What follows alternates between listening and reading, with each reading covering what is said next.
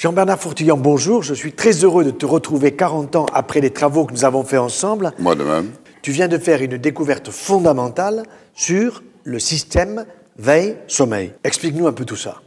Eh bien, en 1994, cela fait déjà 21 ans, j'ai découvert la valentonine, l'hormone du sommeil, la véritable hormone du sommeil, dans des conditions tout à fait particulières. Cette hormone est sécrétée par la glande pinéale pendant la nuit, entre 22h le soir et 6h du matin. Elle est sécrétée en même temps que deux autres hormones par la glande pinéale, la mélatonine, qui est une hormone protectrice des neurones. On pensait, à tort, que c'était l'hormone du sommeil. Donc il protège le neurone. Qui protège les neurones. Et une troisième hormone, qui est le 6-méthoxyharmalon, découvert par Mac-Isaac en 1961, et qui est l'hormone de la veille. Cette hormone a des propriétés pharmacologiques psychostimulantes de forte intensité, puisque c'est du même niveau que le LSD, qui est un psychostimulant extrêmement puissant. Ces trois hormones constituent le système veille-sommeil qui assure la régulation de l'organisme en ce qui concerne les vies psychiques et végétatives de l'organisme. C'est une véritable bombe scientifique que cette découverte. Eh bien, effectivement, ce système veille-sommeil, qui comprend trois hormones sécrétées par la glande pinéale, c'est la fonction endocrine de la glande pinéale, et elle permet de considérer cette glande endocrine comme le primat des glandes. La découverte du système veille-sommeil donc permet d'expliquer les mécanismes des affections neurologiques, et elle débouche tout naturellement sur le traitement de ces affections. On peut dire que jusqu'à maintenant, on ne connaissait pas ces mécanismes, donc quand on ne connaît pas les mécanismes d'affection, il est difficile de trouver les médicaments adaptés. Et on peut dire qu'on traitait jusqu'à ce jour des maladies dont on ne connaissait pas les mécanismes avec des médicaments dont on ne connaissait pas les modes d'action, des trouvailles. Les benzodiazépines. Par exemple, mais aussi les hypnotiques, en particulier. D'ailleurs, elles sont utilisées comme hypnotiques, les benzodiazépines, et apparentées, telles que le zolpidem, le Stinox, l'azopiclone, l'Imovane. Et quand on sort de ces médicaments, on est dans le sirop, quoi. Oui, en particulier pour les benzodiazépines apparentées, qui donnent du sommeil anesthésique, qui n'est pas réparateur et qui est amnésiant, avec énormément d'effets secondaires indésirables, rédhibitoires, effets dits paradoxaux, parce qu'on ne sait pas les expliquer. Et chez quels animaux as-tu travaillé au laboratoire ? Voilà, quand on découvre des médicaments, on procède à des synthèses de petites quantités, et en général, on commence toujours sur des petits animaux, parce qu'on ne dispose pas de suffisamment de produits. Bien sûr. Classiquement, on prend des rats ou des souris, et étant donné que le rat, contrairement à l'homme, est un animal à sommeil diurne, je voulais travailler avec des animaux à sommeil nocturne, comme l'homme. Donc, on a pensé, avec des expérimentateurs, on s'est adressé à des poussins, des poulets. Il y avait des publications qui avaient été faites sur ces animaux. Donc ça marche très bien, en particulier au niveau des enzymes, N-acétyltransférase, qui permet de synthétiser la mélatonine. Donc, travailler sur les glandes pinéales du poussin, c'est 1 ou 2 milligrammes. Très petit, oui. Et pour doser, il faut de la spectrométrie de masse couplée, sinon on n'y arrive pas. Et ensuite, pour les gros animaux, on s'est adressé naturellement aux chiens, parce qu'on peut faire de l'électroencéphalographie et plus généralement de la polysomnographie avec des électroculogrammes pour le sommeil paradoxal, les rapid eye movements. On peut faire des électrocardiogrammes, des électromyogrammes pour étudier le végétatif. Voilà, le végétatif. Le chien est un modèle parfait et toutes nos études d'effets hypnotiques ont été effectuées chez le chien. Au fond, les animaux qui dorment la nuit comme nous fonctionnent exactement de la même façon. Le système veille-sommeil existe chez les vertébrés supérieurs, en particulier chez tous les mammifères. Mais bien sûr, il y a deux catégories. Il y a les mammifères à sommeil nocturne, comme l'homme, le chien, le poussin, comme nous l'avons vu tout à l'heure. Et il y a des mammifères à sommeil diurne, comme les prédateurs. Renard. Les animaux, voilà, qui saisissent leur proie quand elle est endormie. Hein. Chez tous les mammifères, qu'ils soient diurnes ou nocturnes en ce qui concerne le sommeil, la synthèse des hormones du système veille-sommeil s'effectue pendant la nuit, toujours entre 22h et 6h du matin. Même façon. Mais, évidemment, chez les animaux à sommeil nocturne, il faut que les propriétés pharmacocinétiques de la valentonine soient telles qu'au terme de la sécrétion, pendant la sécrétion, les concentrations de valentonine dans l'organisme soient prévalentes, soient supérieures à celles du 6-noxirmalan.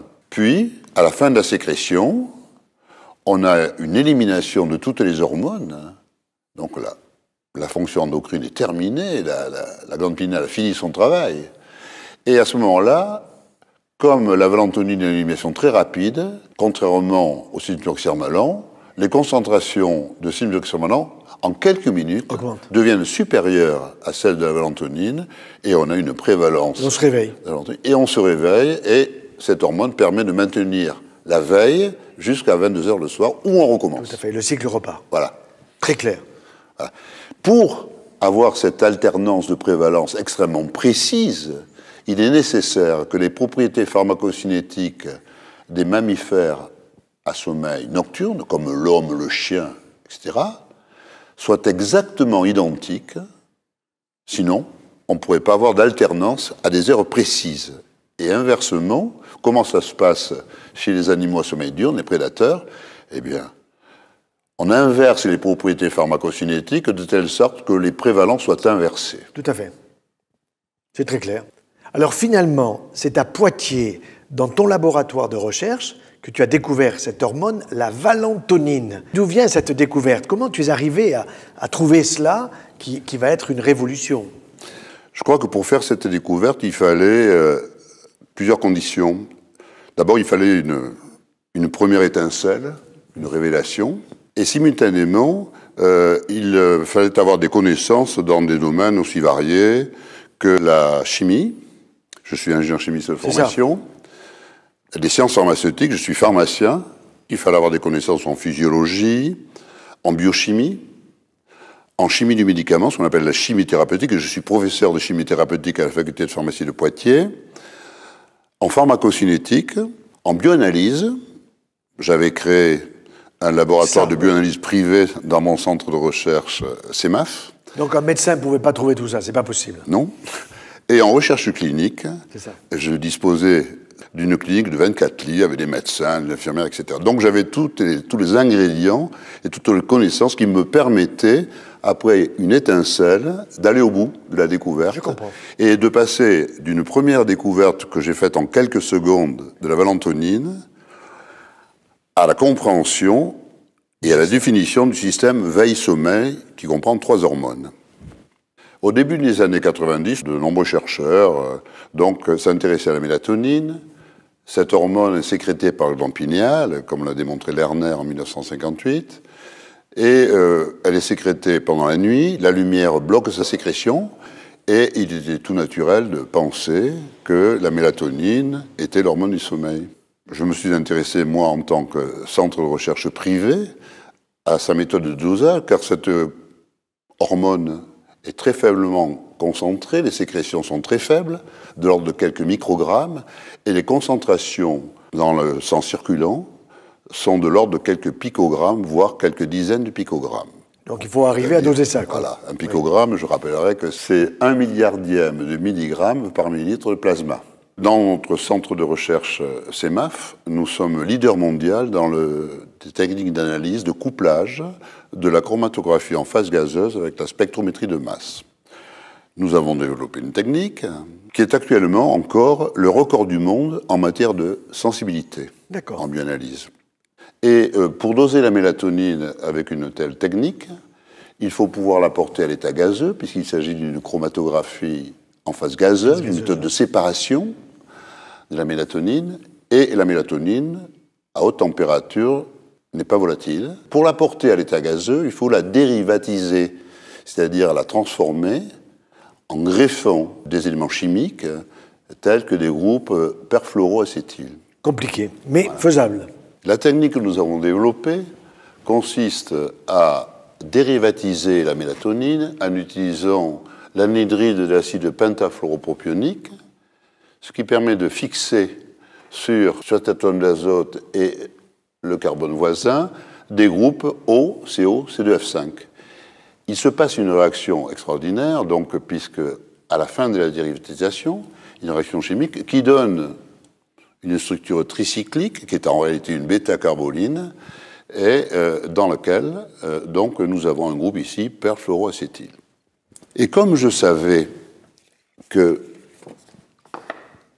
la mélatonine était obtenue par acétylation de la sérotonine, oui, sous l'action d'une enzyme, la N-acétyltransférase, qui permet de fixer un groupe acétyl sur l'atome d'azote, j'ai imaginé que dans l'organisme, évidemment, la mélatonine ne pouvait pas réagir avec des groupes perfluoroacétyl, mais que la réaction enzymatique continuait et qu'on avait une nouvelle acétylation sous l'action de N-acétyltransférase qui conduisait à la mélatonine. Avec la même enzyme. Avec la même enzyme. Et en effet, ce composé que nous voyons ici, le dérivé que l'on peut porter à l'état gazeux pour réaliser la chromatographie en phase gazeuse et la coupler à un spectre de masse, eh bien, c'est la valentonine dans lequel le COCH3 de la valentonine est remplacé par un groupe COCDF5.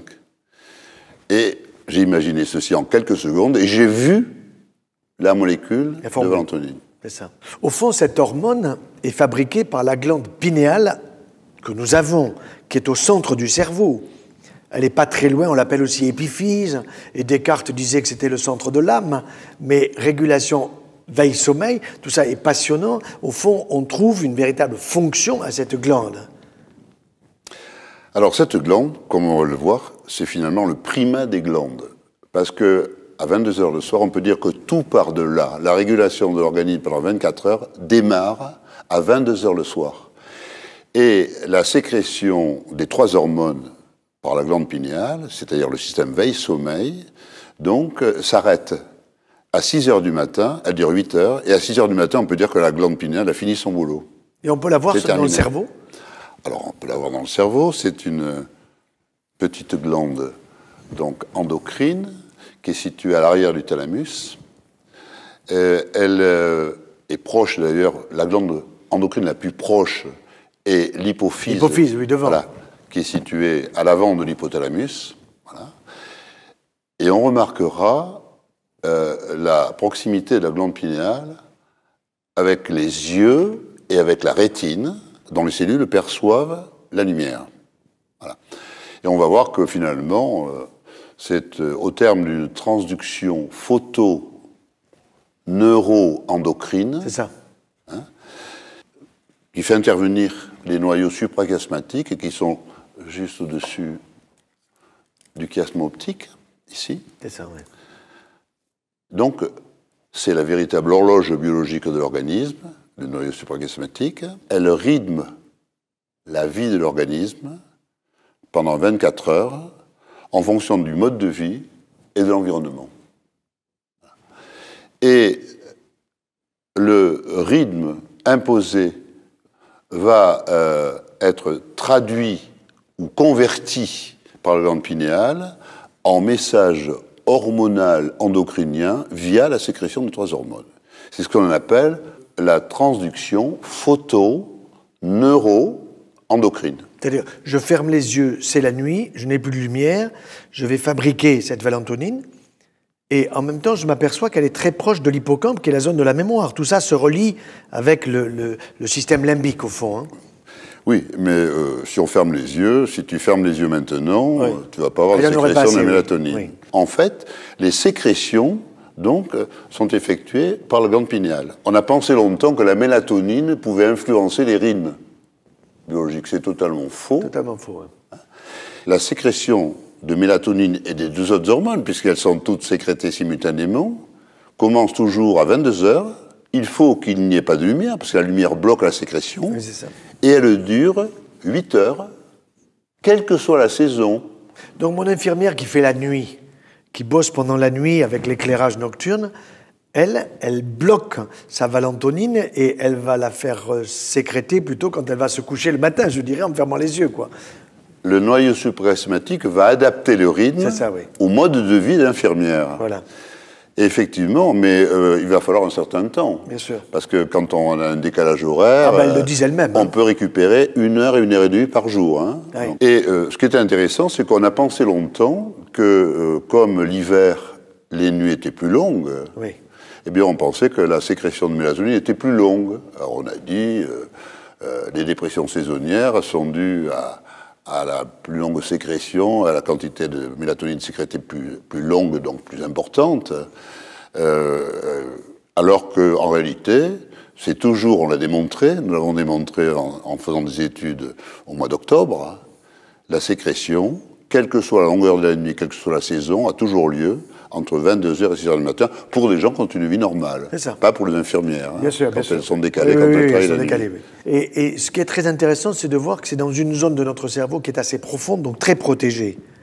Très protégée. Ça veut dire que si on prend un coup sur la tête, on ne risque pas d'abîmer des glandes aussi importantes que la glande pinéale et même l'hypophyse. Et la glande pinéale, au fond, elle est au-dessus de l'hypophyse. C'est elle qui va réguler tout ça. Tu as dit que les 3 hormones étaient sécrétées simultanément. Simultanément. Ça veut dire ensemble, c'est pas l'une après l'autre. Simultanément, donc, entre 22h et 6h du matin, la sérotonine donc, provient du tryptophane. C'est pas un métabolite. On pourrait penser que la mélatonine est un métabolite de la sérotonine. C'est faux. Les métabolites sont des produits d'élimination. Par exemple, la noradrénaline, donc, provient de la tyrosine, mais il y a un stade qui passe par la dopamine. C'est ça. Donc, à ce moment-là, on pourrait dire que la noradrénaline est un métabolite de la dopamine. C'est pas du tout ça. D'accord. Voilà. Donc, à partir de 22h le soir, sur le matin, il y a 3 acétylations en cascade, en chaîne, immédiates, qui se font. Première acétylation de la sérotonine qui donne la mélatonine, qui a un rôle neuroprotecteur, qui protège les neurones. Simultanément, acétylation de la mélatonine avec cyclisation qui donne le cinorexirmalan. Qui prépare pour le réveil. Qui est un psychostimulant puissant, comme le LSD. Oui. Et ce qui est marrant, c'est que la 3e acétylation, ici, simplement en ajoutant ça sur l'azote, on a un produit qui a des effets inverses, qui fait dormir, qui donne le sommeil, qui diminue la vigilance. Je comprends. Et les actions sur la vigilance, sur le cœur, sur les voies dopaminergiques du méthoxyrmalan, cimethoxyrmalan et de la valentonine sont opposées. Et on peut qualifier ce ligand, la différence entre ces 2 molécules, c'est ce groupe acétyl. On appelle ça un ligand allostérique. Ce produit va amplifier la réponse des récepteurs sérotoninergiques, noradrénergiques, dopaminergiques, en se fixant à proximité du récepteur, sans se fixer dessus. Il va interagir avec ce récepteur par des liaisons chimiques, il va le déformer et augmenter la sensibilité de ce récepteur à la sérotonine, pour les récepteurs sérotoninergiques, à la noradrénaline pour les récepteurs noradrénergiques, et à la dopamine pour les récepteurs dopaminergiques. Et ceci de façon spécifique, sans toucher les autres récepteurs extrêmement nombreux, sérotoninergiques, noradrénergiques, etc. Est-ce qu'on peut dire que c'est une sorte de fondu enchaîné, je dirais, où, au fond, on va démarrer par le tryptophane, sérotonine, mélatonine, et puis ensuite, c'est simultanément un fondu enchaîné qui va amener à la 2e hormone, mais c'est simultané, et puis arrive la 3e, tandis que la 2e est freinée, et à la fin, la valentonine diminuant, apparaît la veille par la 2e hormone. Voilà ce qui se passe entre 22h et 6h, selon leur action que voilà les 3. Chaîne. Oui, c'est ça. Les 3 sont sécrétés. Oui. Alors pendant 8 heures, pour des gens qui ont une vie normale, hein, si on est boulanger, on va se coucher plus tard, et infirmière, etc. Si on se décale aussi, ça va se décaler, il va falloir 8 jours pour recadrer. Hein. Et on voit ici la sécrétion de mélatonine, la sécrétion de valentonine et la sécrétion de cimethoxyrmalan. On voit que c'est beaucoup plus faible ici, mais pour des raisons cinétiques, au niveau des récepteurs, c'est du même ordre de grandeur. D'accord. Et la nature est bien faite, car les propriétés pharmacocinétiques de ces 2 hormones sont telles qu'elles sont produites en même temps. Celle-ci a une demi-vie très courte, et un volume de distribution 10 fois plus élevé que la mélatonine, mais celle-ci a une vie beaucoup plus longue, ici 38 minutes, ici pour le cycloxermalan 2h30. D'accord. C'est une règle pharmacocinétique. L'atteinte du plateau est une fonction du nombre de demi-vies. Après, en 30 minutes, on monte très vite au plateau avec cette perfusion. Les concentrations sont en plateau lorsque la vitesse de sécrétion est égale à la vitesse d'élimination. Les entrées sont égales aux sorties. Et quand on a une vie courte, on arrive vite au plateau. Le cycloxermalan a une vie beaucoup plus longue, donc on n'est même pas au plateau à 6 heures du matin quand la sécrétion s'arrête. Mais quand la sécrétion s'arrête, la valentonine a une élimination très rapide et en quelques minutes, le cycloxermalan passe devant. Et il éveille les gens, il maintient la veille jusqu'à 22 heures le soir. Et le cycle est bouclé. Et ça recommence. Et ça recommence pendant 24 heures. Toujours à partir de 22 heures, c'est le primum movens. Voilà. Et la mélatonine, quand elle commence à chuter, elle devient quoi? Elle passe dans les urines? La mélatonine, elle s'élimine.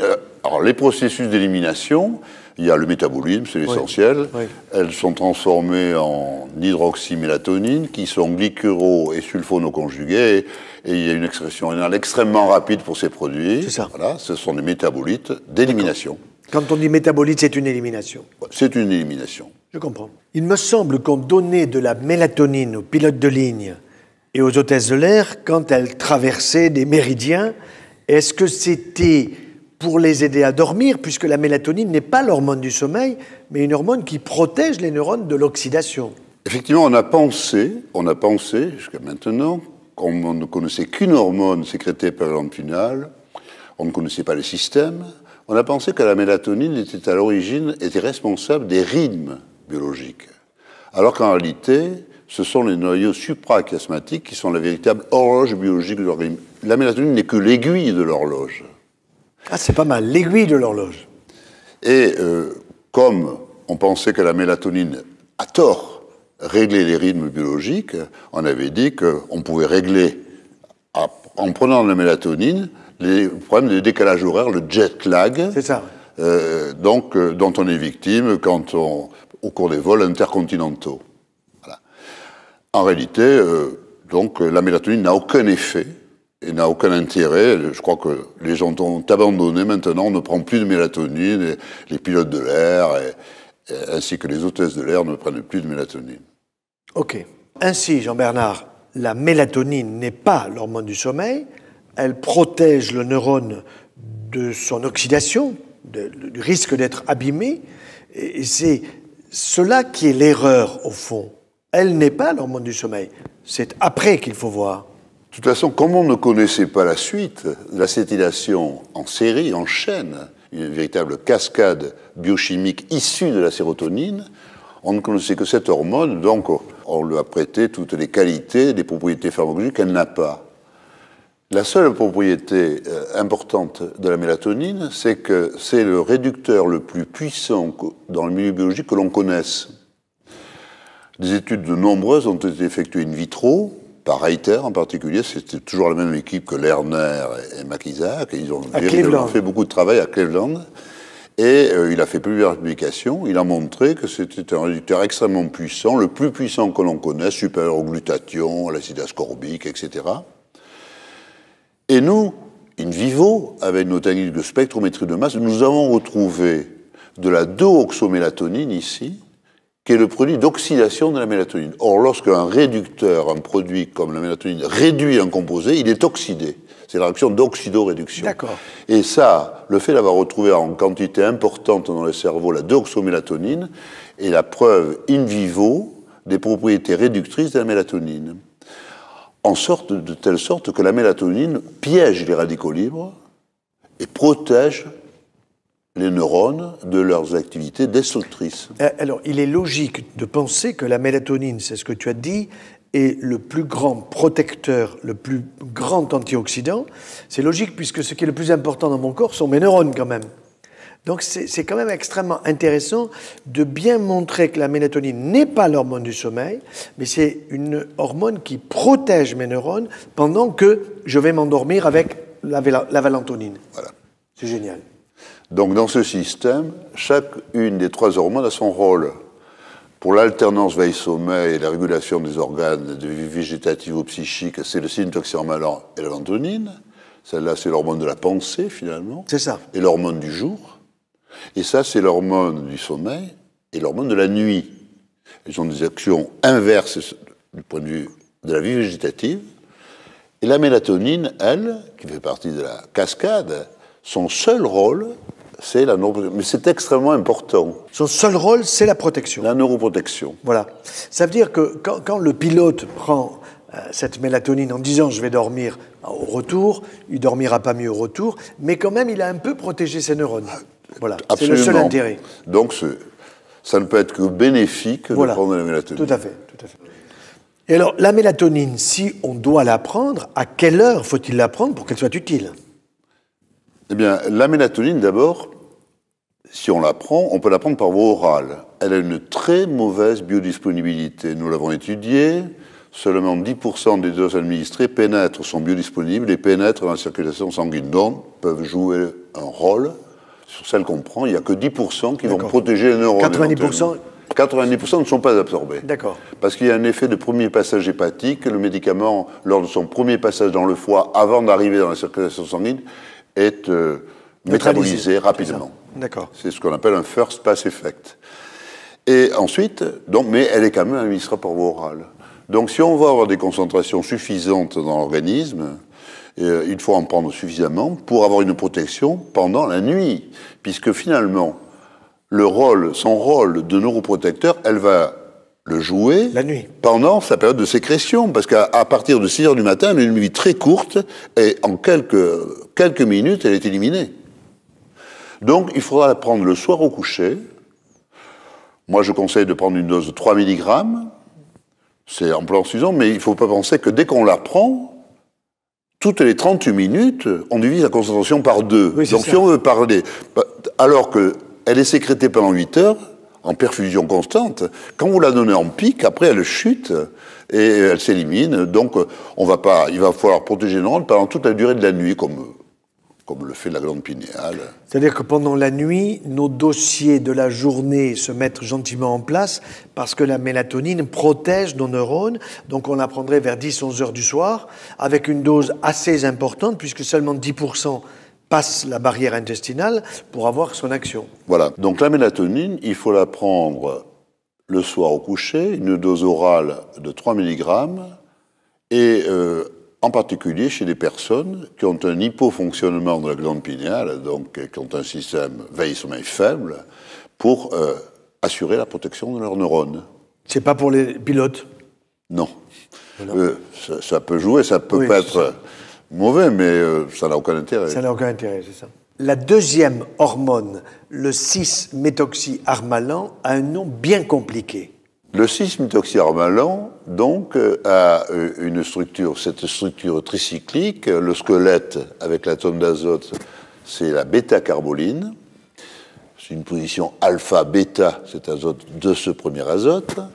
Et on rencontre cette structure dans les alcaloïdes de l'armala. L'armala est une plante que l'on appelle Peganum armala, dans lequel il y a plusieurs alcaloïdes qui sont des drogues, qui sont des psychostimulants hallucinogènes. C'est l'armaline, donc l'armine, qui sont dans la plante. D'accord. On remarquera que le 6-méthoxyharmalan, donc, est un isomère de l'armaline, parce que le 6-méthoxy, au lieu d'être en 6 dans cette molécule, est en 7. En 7, oui. Donc ça, l'armaline, c'est le 7-méthoxyharmalan. Et le changement de position de 6 en 7 fait que cette molécule est 10 fois moins psychostimulante que celle-ci. C'est incroyable. Qui, elle, a le même niveau d'activité que le LSD, mais une structure chimique différente. N'empêche qu'au point de vue relation structure-activité, c'est le même squelette pharmacophore. Il suffit de changer le positionnement, de passer de 7 en 6, et on multiplie l'activité. C'est très dangereux. Quand on modifie une petite molécule, on peut avoir des surprises extraordinaires. Et d'ailleurs, quand on ajoute à cette molécule le COCH3, on passe à l'hormone du sommeil. Oui. Alors, on a un nombre considérable de patients qui se plaignent de ne pas pouvoir s'endormir, de ne pas bien dormir. Alors, est-ce qu'ils ont dormi, est-ce qu'ils n'ont pas dormi? Mais il leur manque quelque chose, là. Voilà. Là, on va leur apporter le traitement, quoi. Voilà. Les troubles du sommeil, il y a les troubles du sommeil qui sont primaires, Oui. Par exemple, les gens qui ont des sécrétions de mélatonine faibles, ça a été démontré par une équipe d'Israéliens, par Tijinski, et l'équipe de Lavie aussi, ils ont démontré que l'expression urinaire de mélatonine était d'autant plus faible que le degré d'insomnie était important. Voilà. Voilà. Ça, c'était très net. Et il est évident que dans ces cas d'insomnie primaire, si vous n'avez pas de sécrétion de mélatonine, oui. c'est un marqueur, finalement, vous n'avez pas de sécrétion de mélatonine et vous n'avez pas de sécrétion de trucs. Et si on veut traiter une insomnie, eh bien, il faudrait faire dormir, donc en donnant la mélatonine ou ses dérivés de synthèse, comme nous en avons fait 569, on va évidemment pallier au déficit de cette hormone, mais quand ils se réveilleront, les gens, ils n'auront pas l'hormone de la veille. Un trouble du sommeil, oui. Il faut le traiter comme un trouble du système veille-sommeil. Il faut administrer les deux hormones dans des proportions adéquates pour assurer la régulation harmonieuse de l'organisme. Parce que n'oublions pas que la mélatonine, l'hormone du sommeil, mais l'hormone qui règle la pression artérielle, oui. La fréquence cardiaque... tout le végétatif. Le dopaminergie. Et à mon avis, toutes les autres glandes, je suis persuadé que toutes les autres glandes fonctionnent. On a démontré, nous, dans des expérimentations, que l'administration brutale de cimethoxamélan, on avait une explosion de la cortisolémie. Ah. Et on sait, par exemple, que dans les cours, le maximum de mélatonine correspond, dans les 24 heures, au minimum de cortisol. Et le maximum de cimethoxamélan à 8 heures du matin correspond au maximum de cortisol. Parce qu'on peut être stressé, voilà. Donc, c'est logique, c'est parfaitement logique. Voilà. Mais alors, c'est une révolution endocrino, petit trait logique. Tout à fait. Oui. Au fond, avec au sommet la glande pinéale, puis l'hypophyse, puis les testicules, les ovaires, les surrénales, etc. Moi, je crois que l'organisme est extrêmement complexe, mais on ne peut pas assurer, le jour et la nuit, nous sommes totalement différents, on ne peut pas assurer une régulation de l'organisme si on n'a pas un système régulateur au départ. Et tout part de ce système. À 22 heures, tout démarre. Tu pénètres le mystère de l'humain. Parce que c'était mystérieux jusqu'à présent. Ça, c'est assez fabuleux, quoi. Et bon, ça, c'est vraiment une des merveilles de la création, ce système veille-sommeil. Quand on étudie les mécanismes pharmacocinétiques, toutes les conditions qu'il faut que tout soit concordant. Et alors, chez le renard, par exemple, qui, lui, bosse la nuit et dort le jour, est-ce qu'on va trouver une inversion du cycle? Eh bien, alors, chez le renard et tous les animaux à sommeil diurne, comme les prédateurs, bien sûr, les lions, les chats même, ils ont toujours une sécrétion de la mélatonine et du système des trois hormones entre 22h et 6h du matin, mais il y a une inversion des pharmacocinétiques, de telle sorte que la nuit, on a une prévalence du cimethoxamélan, et le jour, on a une prévalence de l'hormone du sommeil.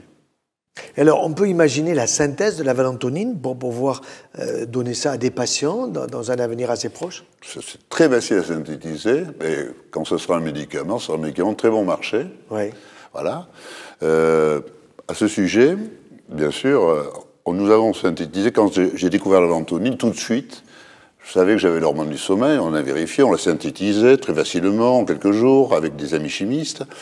On l'a fait tester et on a démontré effectivement qu'elle donnait du sommeil physiologique, alors que les autres produits hypnotiques sur le marché, tels que les benzodiazépines et les médicaments apparentés, Zolpidem, Stinox, etc., donnent du sommeil anesthésique, qui n'est pas du tout réparateur. Dont on sort fatigué. Et qui donne de l'amnésie. Les malades que nous opérons. Donne de l'amnésie, oui, car on va voir que quand on fait de l'électroencéphalographie, on s'aperçoit qu'avec ces composés, les benzodiazépiniques en général, on effondre le sommeil paradoxal.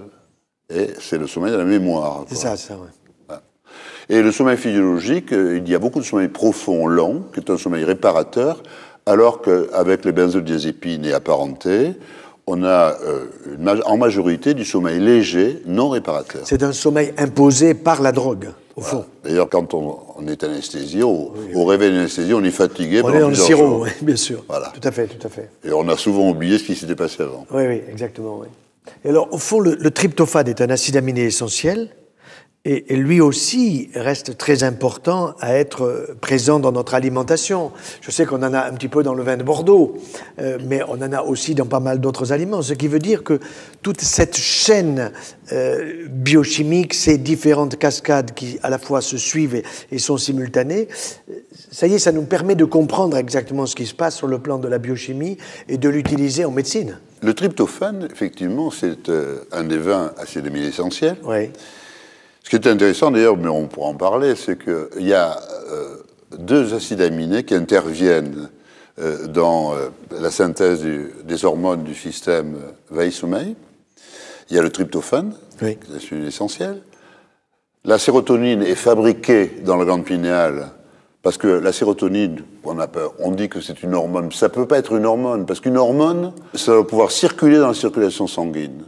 Or, ces molécules, comme la sérotonine, sont des molécules polaires, hydrophiles, qui ne peuvent pas circuler.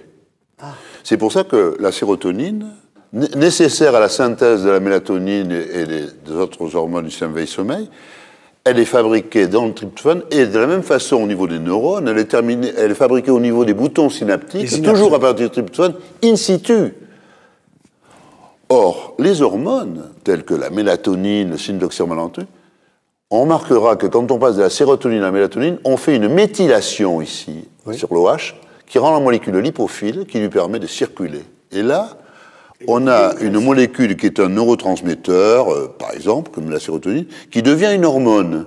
Parce qu'une hormone, c'est une substance chimique qui est sécrétée par une glande, libérée dans la circulation sanguine, qui va agir à distance, et en se fixant sur le récepteur aussi des organes, et en déterminant des effets métaboliques ou des effets dynamiques. Mais donc je n'ai pas de sérotoninémie. Non. D'ailleurs, on ne pourrait pas le doser parce que la sérotonine, dès qu'elle est libérée dans l'organisme, elle est tout de suite transformée en 5-HIAA, voilà, 5-hydroxyindolacétique. Elle est éliminée dans les urines sous forme de dérivés glyconoconjugués. C'est ça. Voilà. Donc cette sérotonine, c'est comme la dopamine. On dit que la dopamine est une hormone, c'est impossible. La dopamine, elle est fabriquée dans les neurones dopaminergiques à partir de la tyrosine. C'est ça, oui. Comme la noradrénaline l'est aussi dans les neurones noradrénergiques. C'est là qu'on voit la complémentarité entre l'analytique, le pharmacien, le chimiste et au bout du compte le clinicien. Et le physiologiste. Fabuleux, tout à fait. Voilà. Donc, je reviens sur le tryptophane. C'est intéressant parce que il y a deux acides aminés qui ne sont pas redondants, c'est-à-dire pour lesquels il y a un seul codon. Il y a 64 codons oui, dans le code génétique. Oui. Et il y a deux seuls acides aminés, le tryptophane et la méthionine, qui ne sont pas redondants. D'accord. Et c'est amusant parce que ces deux acides aminés interviennent ici. Le tryptophane parce qu'il permet de synthétiser la sérotonine, et la méthionine parce qu'elle est à la base de la S-adénosylméthionine, oui, qui permet de méthyler l'OH ici et de donner le OCH3. D'accord. Bon, c'est une corrélation, mais c'est une remarque qui m'a paru intéressante. Quand tu dis non redondant, ça veut dire précisément... Ça veut dire que redondant... Alors, la redondance, c'est la possibilité pour un acide aminé d'être véhiculé par plusieurs codons. Comme il y a 64 codons et 20 acides aminés, le tryptophane, il n'y a qu'un seul codon, le codon UGG, et donc, alors que les autres, pour la valine, oui, notre acide aminé, on peut avoir 2 ou 3 codons en moyenne. Et on dit que le code génétique est dégénéré, oui, parce qu'il y a des redondances, mais il n'y en a pas pour le tryptophane et la S-adénosylméthionine. C'est très intéressant, oui. Est-ce qu'il est possible de doser la mélatonine dans le sang pour savoir si vraiment on en a besoin? D'abord, sur le plan technique, on peut la doser, puisque nous avons des techniques de chromatographie en phase gazeuse couplées à la spectrométrie de masse. C'est une technique très délicate, mais nous envisageons, bien sûr, nous avons développé une méthode automatisable de couplage de la chromatographie liquide haute performance avec la spectrométrie de masse. Et on arrive pratiquement aux mêmes sensibilités, on arrive à doser 0,5 picogrammes par millilitre. D'accord. C'est une technique que l'on a l'intention de répandre dans tous les laboratoires d'analyse médicale. Car, comme nous l'avons vu tout à l'heure, la mélatonine, dans cette cascade biochimique, est un marqueur des autres hormones. Si on a un hypofonctionnement de la glande pinéale, on va avoir un déficit de cette mélatonine qui va se répercuter. On aura un déficit des hormones, de toutes les hormones. À l'inverse, dans les psychoses, on a probablement donc un excès de syntoxirmalan, c'est l'agent des psychoses, et il doit correspondre à un excès de la mélatonine. Oui.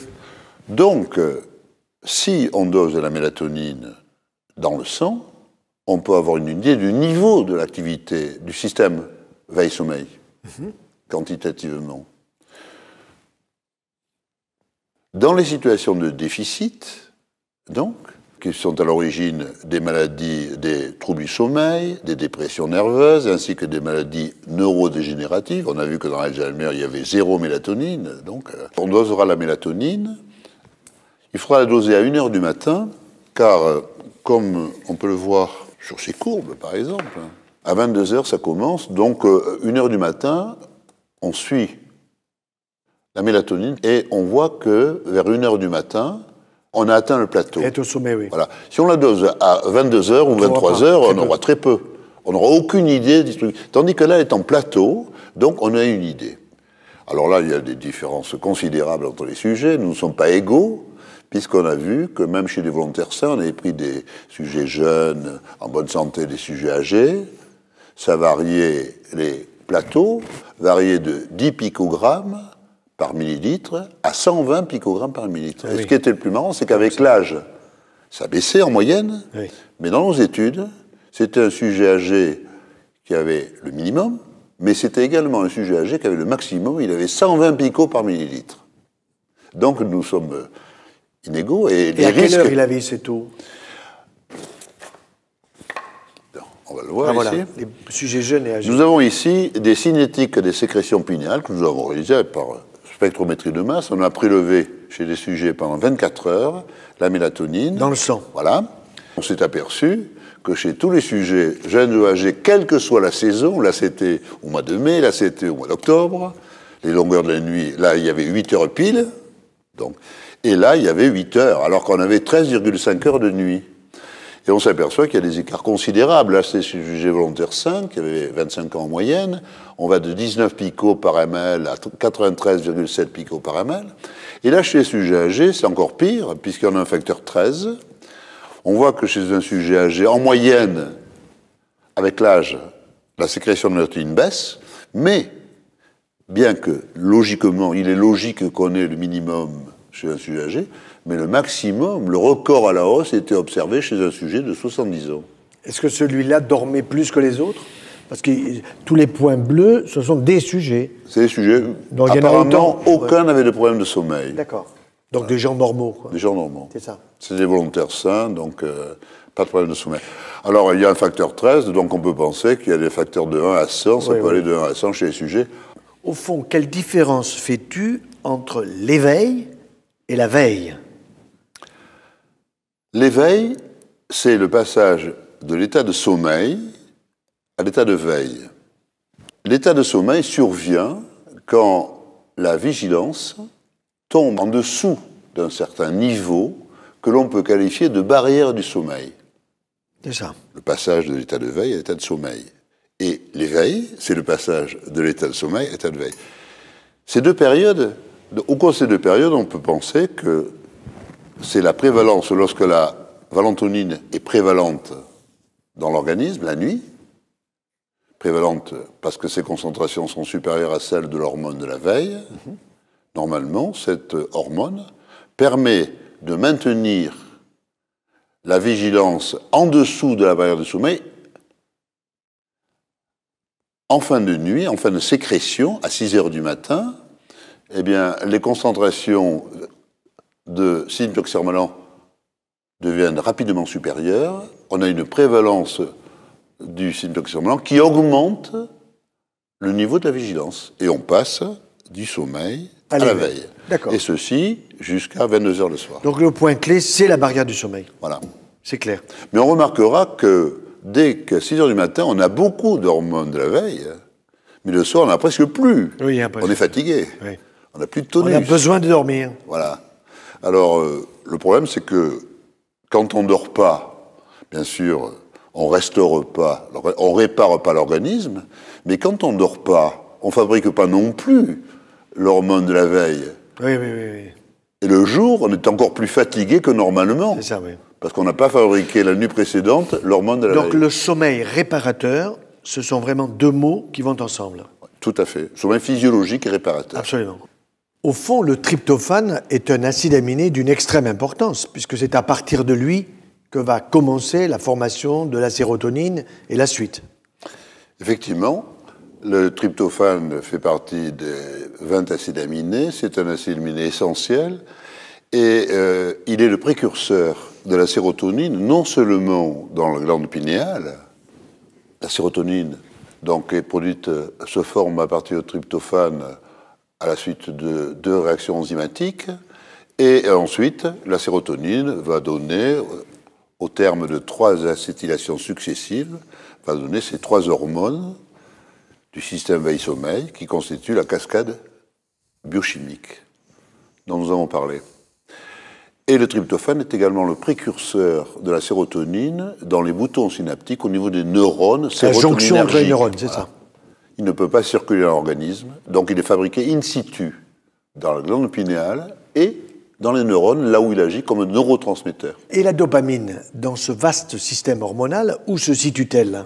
La dopamine, donc, est un neurotransmetteur au niveau des neurones dopaminergiques. L'activation ou le blocage des récepteurs dopaminergiques conduit soit à une relaxation musculaire par activation, c'est ainsi que la valentonine entraîne une relaxation musculaire la nuit, et l'antagonisme des récepteurs dopaminergiques par blocage, réalisé par le sulfoxyrmalan pendant la journée, est responsable d'une augmentation de la contraction musculaire. Donc pendant l'éveil, nous sommes contractés, effectivement, les muscles fonctionnent, et pendant le sommeil, nous avons une décontraction et en même temps une baisse de la tension artérielle. Un relâchement musculaire complet. C'est ça. Voilà. On a pensé que la dopamine était l'agent des psychoses.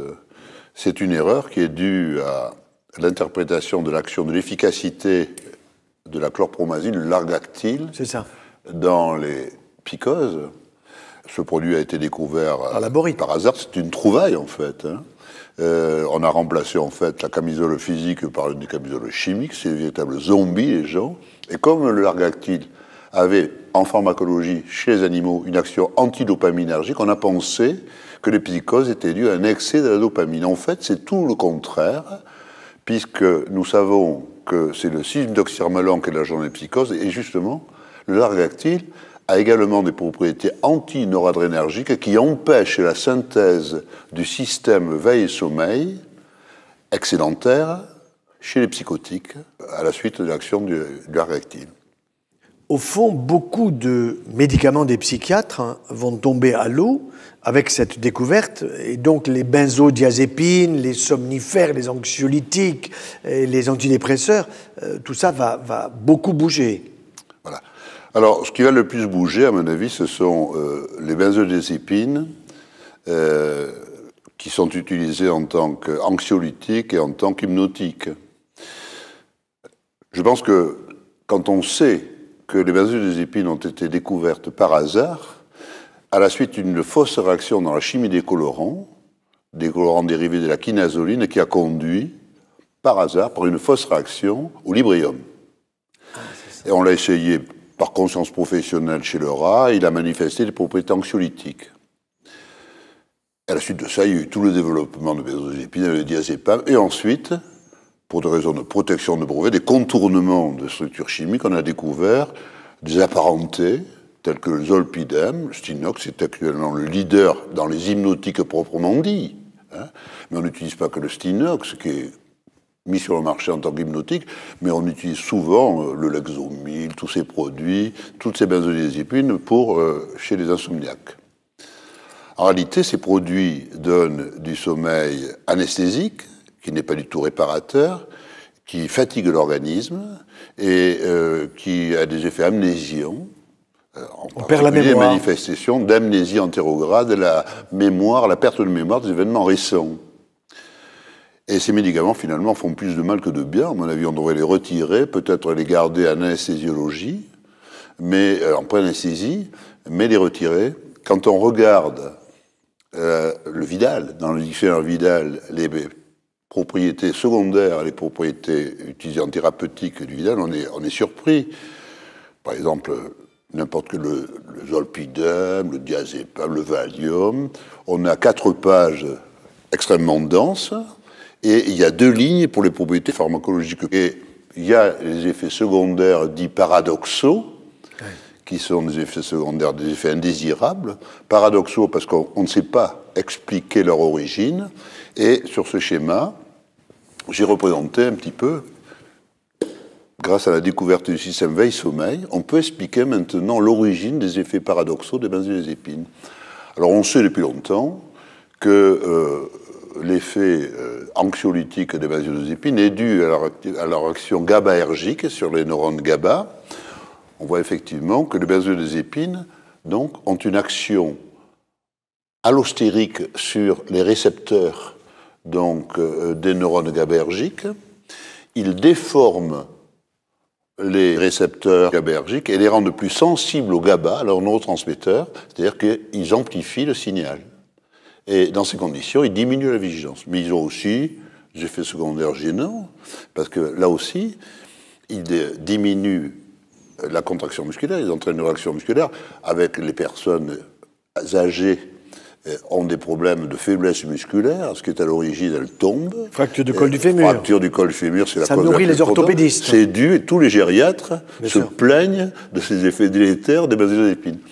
Et ces effets paradoxaux, qui s'opposent à l'action anxiolytique des produits, ils sont dus à la présence dans ces molécules de benzodiazépines du squelette pharmacophore, c'est-à-dire porteur des propriétés pharmacologiques, du 6-méthoxyarmalan, c'est-à-dire du LSD en quelque sorte. C'est ça, oui. Donc ces molécules GABAergiques, elles ont dans leur structure le LSD. Ce sont des antagonistes des récepteurs 5-HT2C qui agissent comme le 6-méthoxyarmalan, comme l'hormone de la veille. Ce sont des anti-sommeils. Alors, ces produits donnent du sommeil anesthésique qui n'est pas réparateur, amnésiant, et en plus, s'il restait un peu de sommeil physiologique, on le détruit par cette action anti-sommeil physiologique qui est à l'opposé de celle-ci. C'est l'origine des effets paradoxaux indésirables qui s'expliquent parfaitement dans le cadre des relations structure-activité que l'on voit. Il y a la signature chimique dans les molécules de benzodiazépines du 6-méthoxyarmalan. Mais alors là, nous sommes à la jonction entre 2 neurones. C'est une synapse qui est dessinée. Oui, une synapse des récepteurs GABAergiques qui est connue, oui, qui donne l'anxiété. Mais ce qu'on ne savait pas, qu'on ne connaissait pas, c'était l'origine des effets paradoxaux. Parce que paradoxal, c'est opposé à l'effet recherché, et on ne l'explique pas. Par exemple, quand on regarde au Vidal tous ces produits, l'effet pour un hypnotique tel que le zolpidem, Stinox, quand on regarde les effets paradoxaux, les effets indésirables les plus importants, la première ligne, les 2 premières citations, pour un hypnotique, un médicament dit hypnotique, l'effet secondaire le plus important, c'est insomnie importante. Et le deuxième effet pour des anxiolytiques, c'est anxiété importante. Risque de suicide. C'est même écrit. Au fond, on voit dans la clinique beaucoup de patients qui ont des problèmes de sommeil, qui ont des problèmes neurologiques, qui vont chez le psychologue, chez le psychiatre, et il va falloir leur proposer quelque chose. Alors, sous quelle forme? Ce sera en comprimé, ce sera en patch. Comment peut-on imaginer le traitement de demain qui va régulariser ce système de la veille et du sommeil? Ce qu'on envisage, c'est un traitement hormonal substitutif dans les dysfonctionnements du système veille-sommeil. Ces dysfonctionnements, ça peut être soit un déficit quantitatif des 3 hormones, oui, de la cascade en fait, hein. Et dans ces conditions, il faudra administrer les hormones et la mélatonine. Alors on pourra prendre la mélatonine par voie orale, mais les hormones, on ne peut pas les prendre par voie orale. Elles vont être détruites par le tube digestif. Alors on aurait pu associer au 6-méthoxyarmalan, qui peut être absorbé par voie orale, un valentonergique de synthèse, oui, une des 569 molécules que j'ai synthétisées et qui sont administrées par voie orale. mais malheureusement, elles ont des propriétés pharmacocinétiques qui ne correspondent pas du tout, qui ne se prêtent pas du tout à une association avec le Syntoxirmalan, afin que, pour réguler de façon harmonieuse le cycle veille-sommeil, pour la vie psychique et végétative, et pour assurer les prévalences à des heures précises, entre 22h et 6h du matin, et entre 6h et 22h le soir, l'alternance des deux hormones, la prévalence des deux hormones, eh bien, on est obligé d'administrer l'association valentonine et Syntoxirmalan. Pourquoi aussi administrer l'association? Parce que quand on a un trouble du sommeil dû à un déficit de la valentonine, oui, on a forcément un déficit de la mélatonine et un déficit de l'autre, de 3 membres de la cascade. Des trois, oui.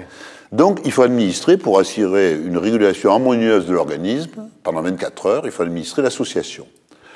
Comme on est obligé, pour des raisons cinétiques, d'associer la valentonine au Syntoxirmalan et qu'elle n'est pas administrable par voie orale, on va donner le produit en patch. Et il existe aujourd'hui des patchs à 2 réservoirs. On va donner, effectivement, les 2 hormones dans des proportions de 4 pour 1, avec 4 fois plus de valentonine que de Syntoxirmalan, pour assurer les prévalences, comme ça doit être dans l'organisme. On cherche à régler le sommeil, voilà. Hein. Voilà. C'est logique. Et on administrera, dans les cas de déficit du fonctionnement, de la fonction endocrine, glande pinéale, la plupart des maladies, hein, les troubles du sommeil, dépression nerveuse, maladie de Parkinson, Alzheimer, etc., on administrera le patch le soir au coucher, en se couchant, et on le sortira le matin au réveil. D'ailleurs, ceci dit, pour le décalage horaire, ça sera très bien. On arrivera dans un pays où on est décalé, on veut dormir, on se met le patch, et on le sort au matin. On ne souffrira pas du tout du décalage horaire. Voilà. Pour les maladies comme les psychoses, où on a un excès de mélatonine et un excès du système veille-sommeil, au point de vue quantitatif, évidemment, on ne peut pas arrêter, freiner la sécrétion de mélatonine. Alors, ces sujets dorment très bien la nuit. Oui. Ils dorment très bien parce qu'ils ont beaucoup d'hormones du sommeil. Mais le matin, quand ils se réveillent, quand la valentonine s'élimine, ils sont hors normes en taux. Ils ont des hallucinations, etc. Jusqu'à maintenant, on les matraquait, finalement, avec les neuroleptiques. Et parce que les neuroleptiques, ça a des actions antidopaminergiques, oui, non spécifiques. Parce que nous, ces hormones ont des actions spécifiques sur des récepteurs donnés, mais pas sur les autres. Et ensuite, ces hormones, on les donnera la nuit pendant 24 heures, au moment où la glande pinéale fonctionne, c'est-à-dire pendant 8 heures. De 6 heures du matin à 22 heures le soir, la glande pinéale, c'est terminé, elle a fait son travail, elle le recommence à 22 heures. Oui, oui. Donc c'est bien un traitement hormonal substitutif, dans la mesure où la glande pinéale fonctionne insuffisamment. C'est comme si on plaçait en patch une glande pinéale. Tout à fait. Et dans le cas des psychoses, comme on ne peut pas, évidemment, diminuer le système, eh bien, il y a trop de valentonine. On dort, c'est pas gênant, mais il y a trop de 6H. On administrera un patch à un seul réservoir chargé en valentonine. Cette valentonine déplaçant sur la base d'une compétition du récepteur l'excès de 6H sur le récepteur. Et on va les rendre normaux. Je comprends. Sans le moindre effet secondaire. On espère. Donc on tient le traitement de pathologies neuropsychiatriques importantes. Je pense que ça va changer la vie des malades psychotiques. Au fond, Jean-Bernard Fourtillant, cette découverte va modifier d'une manière extrêmement importante notre vision de toutes ces pathologies neurologiques, neuropsychiatriques, qui touchent le problème du sommeil, qui touchent le problème du Parkinson, les maladies neurodégénératives, l'Alzheimer, et même certaines pathologies que nous pouvons avoir dans le cadre de notre système végétatif qui ne va pas bien, avec la tension artérielle qui monte ou qui descend d'une manière excessive. Et en même temps, on est en train de se rendre compte, par cette découverte qui est une véritable bombe scientifique, que la glande pinéale, c'est le primat des glandes. On disait que l'hypophyse était très importante, mais la glande pinéale est au-dessus. Elle est prioritaire, primat des glandes, j'aime bien cette expression, et ça montre bien que les étudiants en médecine, les médecins, vont pouvoir enfin comprendre le fonctionnement de ces pathologies et proposer aux patients des choses extrêmement simples. Un patch, au moment d'aller s'endormir, dans la mesure où il y aura eu une baisse trop importante des troubles du sommeil, etc. Donc c'est vraiment une révolution qui est en train d'arriver grâce à cette découverte à Poitiers, dans un laboratoire de chimie, par un professeur de pharmacie, de chimie analytique, qui est en même temps dans tout le domaine de la pharmacocinétique. Donc, et on comprend pourquoi cette découverte ne pouvait pas être réalisée, je dirais, par un chercheur lambda dans les laboratoires de recherche. Donc c'est vraiment une révolution, une bombe scientifique qui est absolument extraordinaire et qui nous donne, au fond, une réponse à certains mystères du fonctionnement de l'humain dans cette régulation de sommeil et de l'éveil, et qui vont nous permettre de sauver énormément de gens, jusqu'à peut-être des gens qui sont dans des états dépressifs extrêmement profonds, qui peuvent avoir même des désirs suicidaires. Eh bien tout ça, on va pouvoir le régler d'une manière biologique. Notre horloge du sommeil et de la veille va enfin, parce qu'elle est comprise, être régulée.